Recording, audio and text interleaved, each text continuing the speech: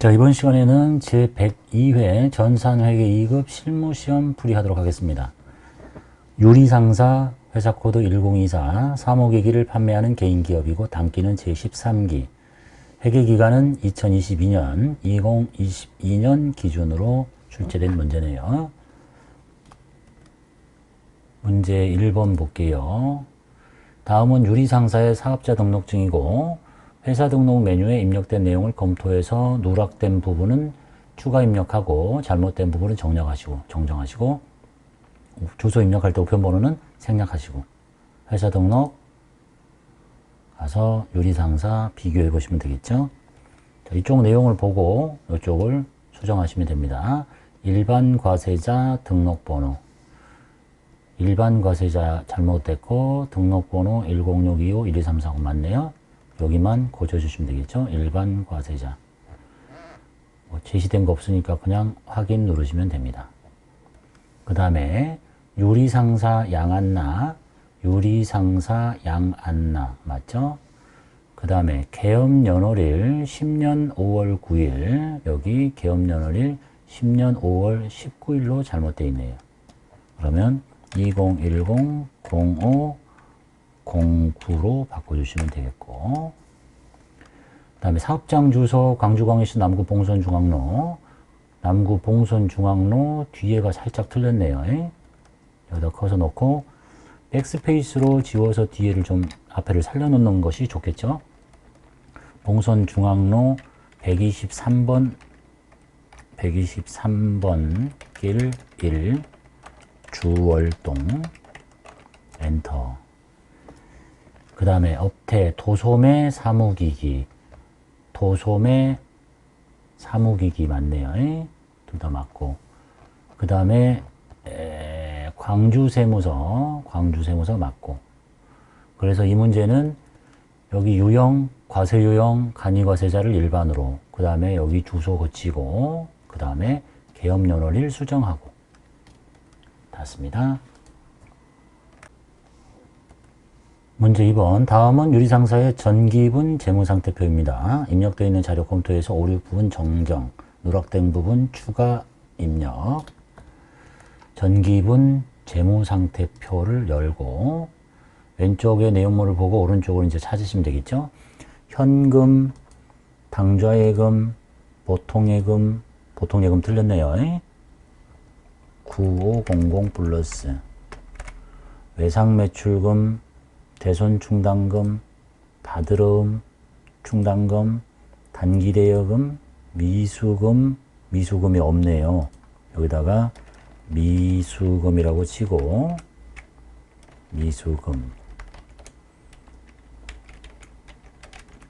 미수금이 100만원. 그 다음에 상품 600, 차량 감가, 비품 감가. 그래서 왼쪽 192420 맞죠? 그 다음에 오른쪽 외상매입금 23, 지급 18, 22, 단기차입금 틀렸네요. 24460. 그 다음에 자본금 맞고. 그래서 오른쪽도 192420 이렇게 하고 닫으시면 되겠네요. 문제 3번. 다음 자료를 이용해서 입력하십시오. 1번. 유리상사의 외상매출금과 외상매입금에 대한 거래처별 초기 2월 잔액이 다음과 같습니다. 입력된 자료를 검토해서 잘못된 부분은 삭제, 수정 또는 추가 입력해서 주어진 자료에 맞게 정정하십시오. 외상매출금하고 외상매입금 나왔네요. 그러면 여기 거래처별 초기 2월에 들어가서 외상매출금 선택하고 참푸른 상사 틀렸죠? 1500. 오늘 상회 맞고. 그 다음에 외상매입금 선택하고 해송상회 맞고 부일 틀렸고. 입력이 끝나면 차액 자리에 금액이 0원이 되면 되겠죠. 외상매출금 마찬가지고. 닿습니다. 문제 2번. 다음 자료를 이용해서 기초정보관리 거래처 등록 메뉴에 거래처를 추가로 등록하시오. 주어진 자료 위에 다른 항목은 입력할 필요 없습니다. 거래처 코드 1000번 그리고 매입거래처 이렇게 되어 있네요. 거래처 등록 제일 아래에다 1000 잘 먹고 잘 살자 매입이라고 했으니까 2번 누르시고 번호 84536 대표자 이름 김영석 업태 서비스 한식 주소는 제시되지 않았으니까 건너뛰시면 되겠죠? 닫고 문제 4번 다음 거래 자료를 일반 전표 입력 메뉴를 이용해서 입력하십시오. 1번 7월 6일 영업부 직원들의 직무 역량 강화 교육을 위한 학원 수강료 보통 예금에서 이체합니다. 보통 예금에서 돈이 나가고 교육훈련비란 얘기겠네요. 그러면 차변에 800번대의 교육훈련비 기억이 안 난다. 825 교육훈련비 이름 치시고 10만원 대변에 보통 예금을 빼내시면 되겠네요. 2번 8월 2일 강남 상사로부터 임차하여 영업점으로 사용하던 건물의 임대차 계약이 만료돼서 보증금 1억 원이 보통예금 계좌로 돌려받습니다. 거래처를 기재하라고 되어 있죠. 임차 보증금을 돌려받는데요. 돈이 보통예금으로 들어오니까 보통예금에 돈 넣고 없애줘야 될 게 임차 보증금이라는 자산을 없애고 거래처는 강남이라고 걸어서 빼주면 되겠네요. 3번 8월 29일 거래처의 신규 매장 개설을 축하하기 위해서 영업부에서 거래처 선물용 화분 30만원을 구입해 가지고 카드로 결제했습니다. 접대한다는 얘기겠죠. 금액 30만원 여기 있네요. 여기 이미 있으니까 뭐 확인만 하시면 되겠고. 그리고 카드를 결제했으니까 이게 무슨 카드냐를 보시면 되겠죠. BC 카드니까 미지급금 처리하시라는 얘기죠. 차변에 800번대의 접대비 금액은 30만원. 카드 결제했으니까 미지급금하고 BC 카드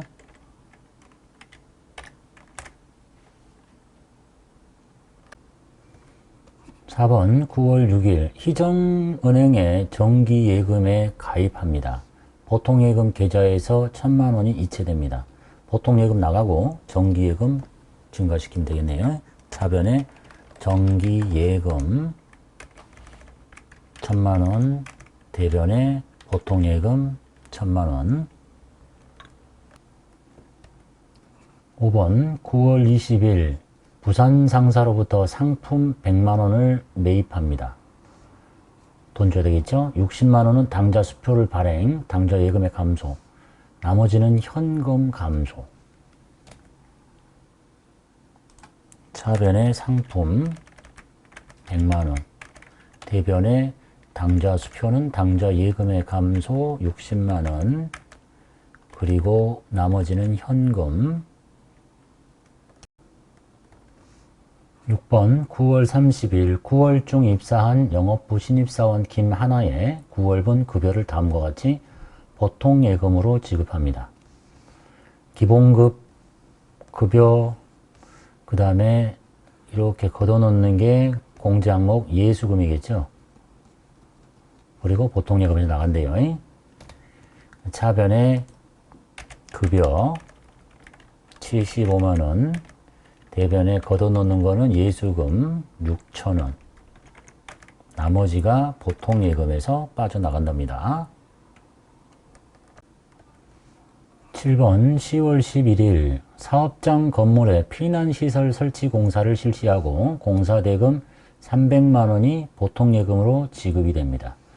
자, 피난시설 설치 공사는 건물의 자본적 지출로 처리해라. 즉 건물로 처리해라 이런 얘기네요. 차변에 건물 금액은 300, 대변에 보통예금 300. 8번 10월 13일 미림전자의 파산으로 인하여 미림전자에 대한 외상 매출금 260만원을 전액 대손 처리하기로 합니다. 대손을 처리하려면 충당금이 얼마 남아있는지 봐야 되겠죠. 대손 처리 시점에 충당금은 30만 원 있습니다. 라고 되어 있네요. 그럼 이제 충당금을 먼저 다 갖다 써야 되겠죠. 대변에 외상 매출금 거래처 걸어서 없애고요. 금액은 260만 원짜리가 없어지는데 충당금이 있다니까 외상 매출금에 충당금 쓰는 겁니다. 이름 칠 필요 없는데 바로 아래 번호 여기 외상이라고 붙어 있는 거 하고 화살표로 갈게요. 30만 원 갖다 쓰고 나머지가 없으니까 이제 판매비와 관리비에 대손상각비로 처리하시면 되겠네요. 문제 5번 일반 전표 입력 메뉴에 입력된 내용 중에 다음에 오류가 발견됐습니다. 입력된 내용을 검토하고 수정, 삭제, 추가 입력해서 올바르게 정정하십시오. 1번 7월 9일 인천시청에 기부한 현금 20만 원이 세금과 공과금으로 처리되어 있더래요. 보니까 차변에 세금과 공과금, 현금 이렇게 되어 있네요. 이게 기부금이어야 된다는 얘기잖아요. 여기를 기부금으로 바꿉니다.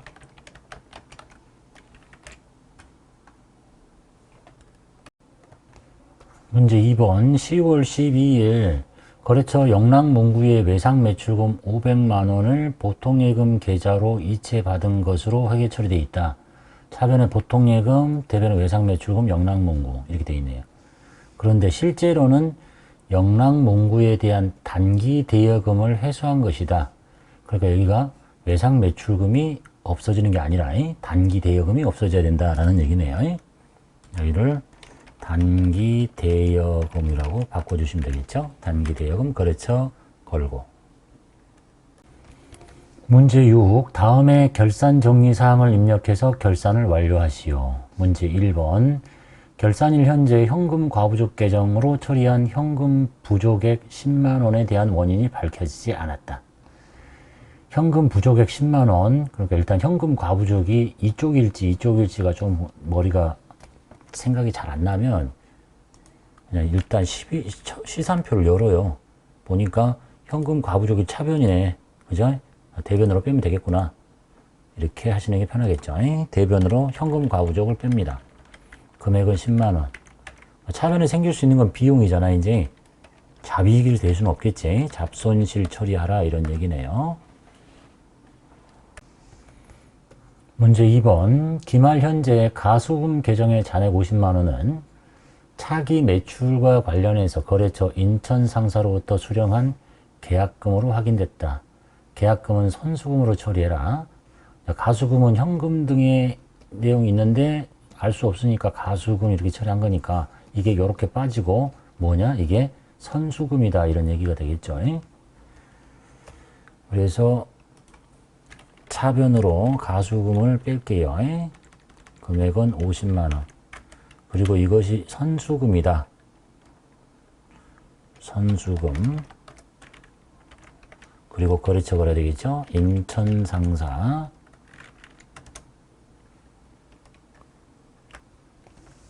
문제 3번. 농협은행으로부터 연이자율 6%로 1,000만 원을 12개월간 차입합니다. 이자는 12개월 후에 차입금 상환 시점에 일시에 지급합니다. 결산 분기하십시오. 그러니까 올해가 9월달부터니까 9, 10, 11, 12 올해 4달치에 발생한 이자를 지금 잡으란 얘기죠. 이자 비용을. 그러니까 1,000만 원 곱하기 연이자 6%에다가 곱하기 12분의 올해 4개월치가 발생한 이자다. 20만 원. 요만큼을 이자 비용 처리해라. 이런 얘기네요. 차변에 이자 비용 금액은 20만 원. 대변의 성질이 뭡니까? 이자를 못 줬죠. 왜냐하면 줄 날짜가 안 됐으니까. 미지급금의 성질을 갖는 부채인데 누구와 함께? 비용과 함께 미지급 비용이라고 하시면 되겠습니다. 4번 2020년 1월 1일에 영업부에서 구매했던 차량 운반구의 단기분 감가상각비를 계산합니다. 자, 취득원가 6천만 원짜리 잔존가액 400만 원 내용연수 8년 정액법 올해 상각비를 계산한 얘기죠. 올해가 2022년인데 20년에 샀습니다. 6천만 원 정액법 잔존가치 400만 원을 뺍니다. 그 다음에 나누기 내용연수 8년 이게 매년 상각비겠죠. 700만 원을 이렇게 계산합니다. 차변의 감가상각비, 대변의 감가상각 누계액, 차변의 감가상각비 800번대에 금액이 700, 대변의 감가상각 누계액은 차량 운반구의 감가상각 누계액, 감가상각 누계액 옆에가 차량이라고 붙어 있는 거. 차량의 바로 다음 번호, 208번이 차량인데 바로 밑에 번호를 사용하시면 되겠습니다. 문제 7번. 다음 사항을 조회해서 알맞는 답안을 1호 문제 답안 작성 메뉴에 입력하시오. 우린 여기다 답을 직접 적어 넣기로 합시다. 1번. 6월 30일 현재 가지급금 잔액. 가지급금은 계정 과목이잖아. 계정 과목 하나 나오면 계정별 원장을 가시는 게 다른 방법 쓰셔도 돼요. 6월 30일이니까 시작점은 중요하지 않습니다. 끝나는 날만 6월 말일자로 맞추고 가지급금, 잔액. 여기가 잔액란에 있는 요거 있죠. 44,000원이 정답입니다. 두 번째, 1월부터 6월까지 접대비 판을 가장 많이 지출한 달과 적게 지출한다. 어떤 계정 과목 하나를 놓고 월별로 크고 작은 걸 물어보면 총계정 원장 월별이 가장 편합니다. 총계정 원장 월별에 가서 1월부터 6월이죠. 1엔터, 6엔터, 접대비 800번대 중에서 차이 가장 많이 지출한 거는 200, 가장 적게 지출한 것은 64, 아니 60, 그래서 여기서 요걸 뺀 게 정답이란 얘기겠죠. 140만 원. 닫고 3번. 6월 말 현재 미지급금 잔액이 가장 많은 거래처. 거래처 나오면 무조건 거래처 원장 가시면 됩니다. 거래처 원장에 가서 거래처 원장이지. 거래처 원장 가서 잔액 탭에 6월 말이죠. 시작점은 중요하지 않고 끝나는 날만 6월 말로 맞추고 미지급금 치고 엔터 쳐서 모든 거래처를 다 겁니다. 잔액이 가장 많은 거래처는 얘가 제일 많네요.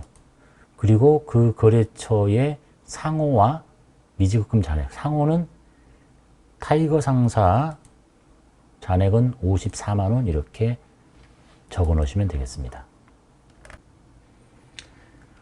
실제 자격시험 화면은 이렇게 이론 문제 답안 작성 버튼과 답안 저장 버튼이 있습니다. 이렇게 이론 문제 답안 작성을 눌러서 객관식 문제를 다 체크하고 그 다음에 여기 나왔던 거 적어 놨었잖아요. 그럼 여기다가 이제 1번 문제는 44,000원, 2번은 140만원, 3번은 거래처명, 이거 상사, 그 다음에 금액이 54만원 이렇게 하고 최종적으로 답안 저장 버튼까지 눌러서 저장을 하시면 되겠다라는 얘기네요.